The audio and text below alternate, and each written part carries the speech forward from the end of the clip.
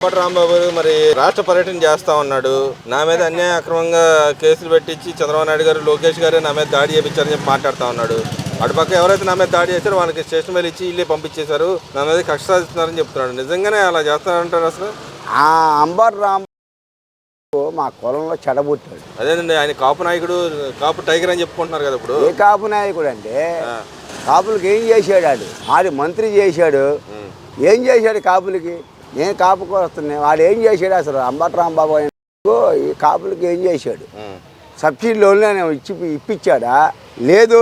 Car పరంగా కానీ, auto పరంగా కానీ, ఇల్లు పరంగా, హౌసింగ్ పరంగా కానీ, కాపుల పరంగా నాకు చేశాడు మంత్రిగా ఉండి.